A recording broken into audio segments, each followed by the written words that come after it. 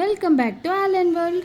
Sorry draping கிளாஸில் ஒரு coat suit போட்ட பையன் ஒரு பொண்ணு வரன்னு நினச்சிக்காதீங்க. அவள் ஒரு காம்படிஷனில் இருக்கிறனால ஒரு கலத்தனமாக சைன் போட்டு ஓடிடலான்னு பார்த்தா, பட் நாங்கள் பிடிச்சிட்டோம். எப்பவும் போல் எங்கள் மேம் 10 நிமிஷம் லேட். பட் அவங்க தப்பு சொல்லி ஒன்றும் இல்லை. அதுக்கப்புறம் என்ன, வந்த ஸ்பீட்லேயே எங்களுக்கு சொல்லிக் கொடுக்க ஆரம்பிச்சிட்டாங்க. இன்றைக்கி லேங்கா கம் சாரின்னு சொன்னாங்க. லேங்கா இல்லைன்னா சாரீ வச்சு எப்படி பண்ணலான்ட்டு ஃப்ளீட்டாக சைடாக எடுத்து சொல்லி கொடுத்தாங்க. இந்த ஸ்டைல் தான் எனக்கு செம்மையாக வந்துச்சு இன்றைக்கி. எனக்கு தெரிஞ்சு இந்த 5 நாள் உடுத்ததில் இன்றைக்கி தான் கொஞ்சம் நல்லா உடுத்த மாதிரி ஒரு ஃபீலிங். இன்னும் என்ன நீ பைத்தியக்காரனாவே நினச்சிட்டு இருக்கிறல? மேம் கிளாஸ் முடிக்கவே ரொம்ப நேரம் ஆயிடுச்சு. எனக்கு தெரிஞ்சு இந்த சேனல் அனுப்பிச்சு இப்போ தான் தொடர்ந்து நான் வீடியோவே போடுறேன். அதுவே எப்படின்னா இந்த 7 days சாரி ட்ராப்பிங் கிளாஸால் தான். இப்போ தான் எனக்கு தோணுது இந்த 7 days முடிஞ்சால் வேறு என்ன கண்டென்ட் நான் போடுவேன்ட்டு.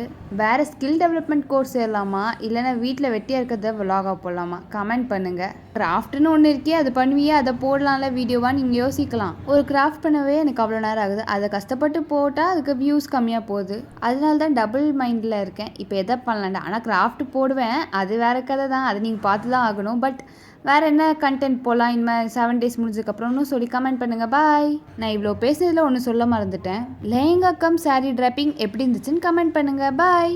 சாரி இன்னொன்று மறக்காமல் லைக் போட்டு போங்க. பாய்.